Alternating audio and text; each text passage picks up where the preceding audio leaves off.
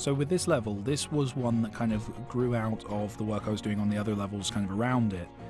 It's an example of a level that kind of the mechanics are there mainly because I just liked the way they interacted with each other. So there's a lot of really interesting overlapping kind of movements that you're doing in this environment, going back on yourself, using, changing ability mid-air, water not being a threat, because all the water in this level is obviously surrounded in that blue trigger zone. It means that water becomes a buoyant interaction. You actually have to use the buoyancy, I believe, for the first time in the game in order to hit the switch on the right. So there's a really kind of interesting interaction that takes place here that I wanted to play with, and I think kind of is quite fun.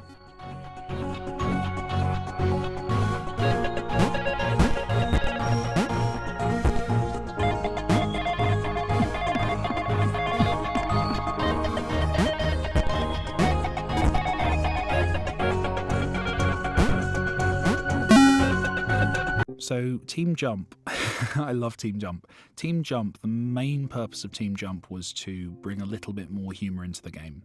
I really wanted to have a group of characters who were a bit silly, a bit stupid, to be honest, and a bit fun. The other interesting thing with Team Jump is Team Jump were actually how this game originally was envisaged. When I first started thinking about these mechanics many years ago, I imagined kind of a group of characters all the same that you could basically kind of stack up and make kind of, I don't know the word for it, but those kind of gymnast poses where you stack up a bunch of people on at the same time. I wanted to do that kind of thing with characters in the game. And it kind of, in the context of the game I was thinking about, it didn't really work, but in this context it felt like actually adding a bunch of characters who were all essentially identical, and then getting the player to build them into towers or get them to help each other out became really interesting and became something that was a different style of gameplay. The other characters, because they're all so unique, you kind of think of them as unique entities and use them as such, whereas with these, because they're all the same, I kind of hoped that they would be seen as one unit, and it became a case of almost having a transforming shape character in the game, and I'm a massive Transformers geek, so so that was fun. But yeah, I'm kind of, I feel there's more puzzles to be done with Team Jump. I might have to revisit them one day.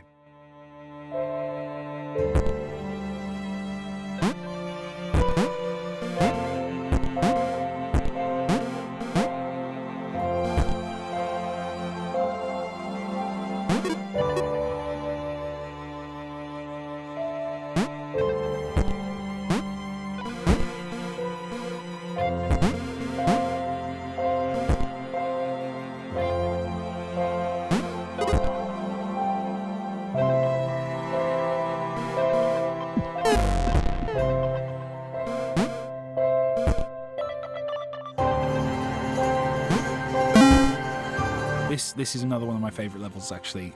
There's a few things going on here that I just think are really cool. The main one, obviously, is there's current to the water. I programmed this into water the moment I made water. It was very easy. It was actually easier to make the water have a current to it and actually kind of pull the player across than it was to make the water buoyant. So they always had a movement to them, but I never really worked out a puzzle that kind of suited it. It always felt frustrating, or if you played with it, it felt like it was kind of helping you win by default. And this was a fun level to make because I got to use that current in an interesting way. So there's points where that current can be dangerous because it can knock you into things that hurt you. But the bit that I really love in this level, and it's something that I had to tweak things a little bit for, was there are moments where in order to win you have to intentionally sink into the water. But because the water has a currency of it, has a current going through it, you're then swept into a trigger zone which saves you, kind of an underwater save, which is something that doesn't exist in the rest of the game. I really worried that players wouldn't get it and they would kind of avoid it because they'd see it as dangerous. But by doing that, it just breaks the mechanics in a really charming way that you kind of have to sacrifice your characters in order to, by default, be saved by that secondary trigger zone. And I'm just really chuffed with it. It came together. It felt really good.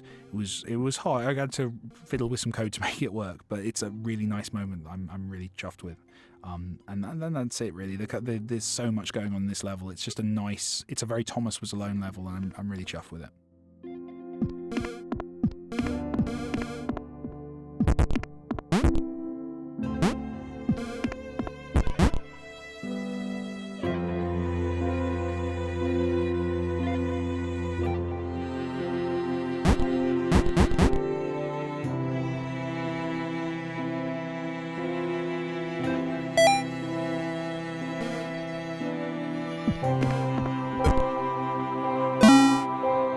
So this is something that a mechanic that I kind of really wanted to bring in, which is the idea of avoiding trigger zones. The trigger zones become dangerous, just in and of themselves. So here you have, like, right at the top there at the end, you have those blank trigger zones, which are intersecting with the water as you swim across. You have to avoid those in order to not turn away from being buoyant and sink. You have to kind of avoid those.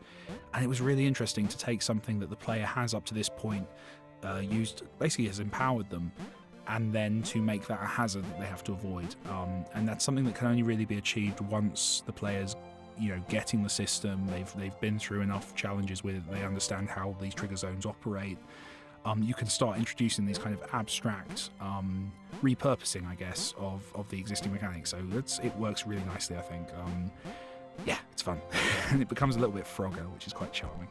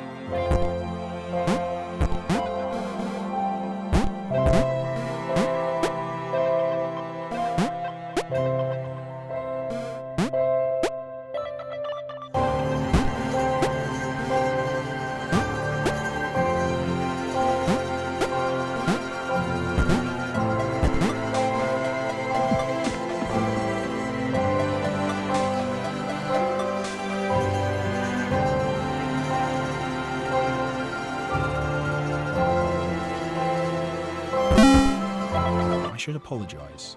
I've just been reminded that the things I've been referring to for the entirety of this commentary as trigger zones are in fact shifters. It's fine, I wrote the script, but I forgot the words.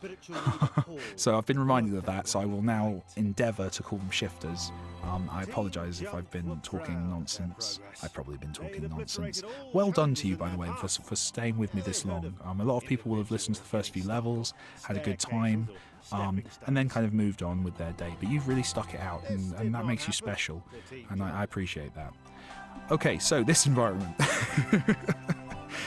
This environment is all about that shifting back and forth, but in a really kind of frequent way. It's kind of hopefully kind of a constant bounce back and forth. This was where I started to give in to my love of V, and wanted to the indie game where you switch gravity. This is the next few levels are kind of ode to that. Anti-gravity, having anti-gravity in the game as well as blanks makes for some really interesting puzzles because you actually have the alternation that is in the game V. It's not player controlled in that way, but it means you can do some really interesting kind of spatial puzzles. This is a very slow introduction. The biggest thing here was to introduce anti-gravity in a way that didn't confuse the player and that they didn't have to make decisions too quickly. So every choice you make here has a delay on it. There's no shifters that switch you from blank to anti-gravity immediately. You always have a chance to decide on your tactic and to adjust accordingly. I get to the fast stuff in a moment.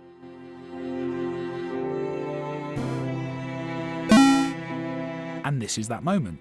This is the bit where you kind of get stuck in an alternation loop. This was from the moment I knew I was going to have the shifters at the end of the game. This was kind of the first level that came to mind, mainly because it's ripped off from V. This idea of being forced to loop back and forth. Mine's a lot nicer. I don't kill you as much because I didn't want to. And yeah, you kind of progress these characters through. What's really interesting here is playing with the different distances these characters travel because of their differences in mass. They kind of each have a different way of interacting. So as you can see there, Joe and Sam move a lot more than Gray does, and that's cool because that means that you can have a lot of fun with the space. And as the blocks progress, you have different routes. It would surprise me massively if every player plays through this by taking the characters the same path. You've got a lot of options there, and I like the fact that you're gonna find different ways through the space with each of the different characters, and probably different ways than everyone else who's played it. So yeah, it's one of those kind of freer puzzles that I quite like.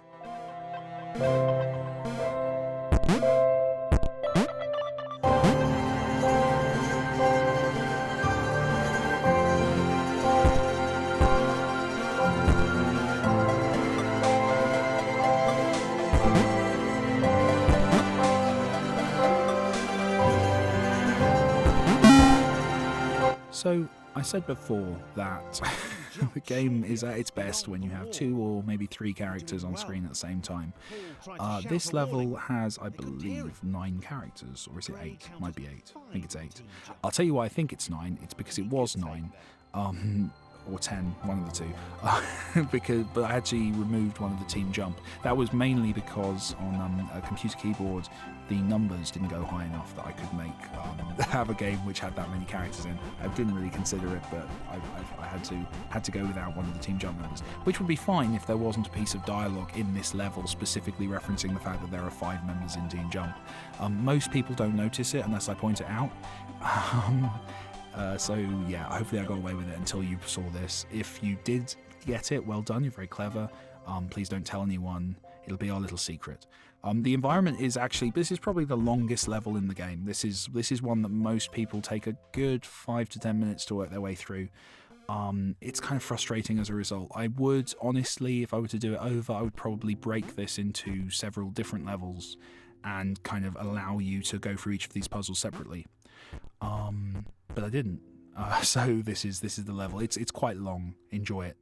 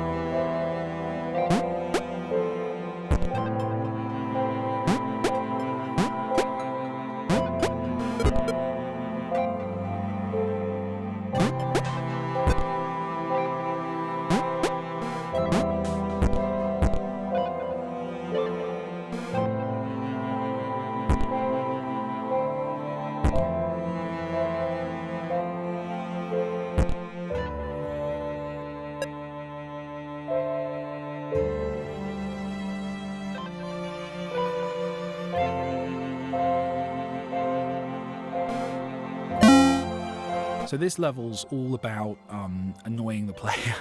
So that really here the shifters are placed in such a way that basically every shifter in this map is there to kill you. So you have to be very careful about where you tread, about getting characters past difficult shifters that would cause them problems. And that becomes the focus for the player, is kind of avoiding shifters, but more importantly, just playing in a way that's intelligently avoiding them so that you can get through the level. I really like this level, and it was horrible before checkpoints. With checkpoints, it's actually, I think, one of the more interesting levels, because you progress through it, you get a few setbacks, but you carry on. And yeah, it's cool. I like it.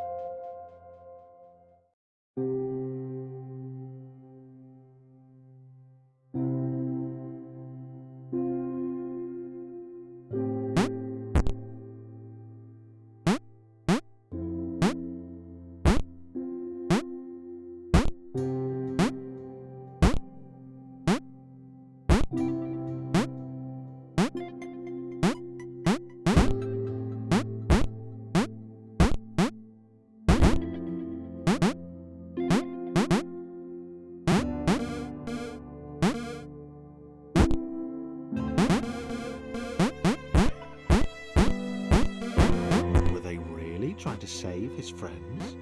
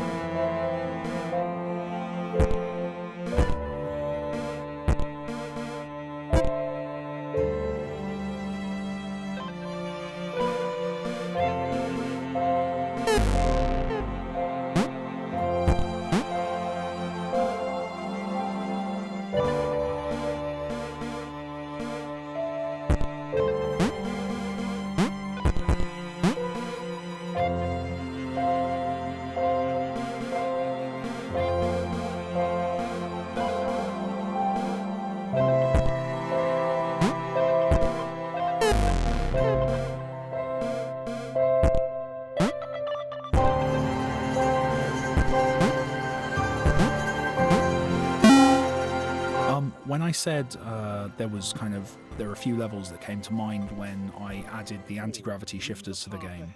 The last one was the obvious kind of the V one, but this was the other one. Was the idea of a falling room where we get bands of anti-gravity and blanks kind of passing through the environment, which means that you're constantly alternating. All of your characters just alternate every few seconds between the two states. And I liked that. I liked the idea of playing around with the players' kind of environment and their expectations, and making it so that what is quite a straightforward map, if you were just in one of these states, becomes an interesting challenge because you have to kind of factor in the different options. This is also, just being a bit arrogant for a little while, this is a motif that I use in quite a few games. So a lot of games I've worked on have included a bit where a small box falls through a tunnel. I don't know why, I just like the shape of that. So for example, the last boss fight of Invincible Tiger, which was an XBLA game I worked on, that takes place in a very, very similar environment. It's a thing I try and get into as many games as I can because I just think it's aesthetically interesting and feels dramatic. So this is the penultimate level of the game. And yeah, the real thing here, I had to have the last kind of puzzle of the game. I didn't want to do that in the very last level of the game because I wanted the last level of the game to really just kind of tie up the story and be an experience kind of focus level rather than a puzzle. So this was the environment where I really wanted to play with the puzzle and play with those interactions. And the idea of the kind of, I called them during development, I think I called these the brush elevators or something, where basically you have a different shifter of each type that's been introduced, minus the anti-gravity for obvious reasons, there's no roof. And you can basically choose which character you want to go into which of those shifters to progress through. And while there's a bit of wiggle room, there is really only kind of one solution. There's a few different kind of tweaks. You can use character A or character B to do the same job. But I liked that. I liked the idea of one last puzzle which the player hopefully kind of would have to fiddle with and have to work out with just before I get to that kind of final story moment.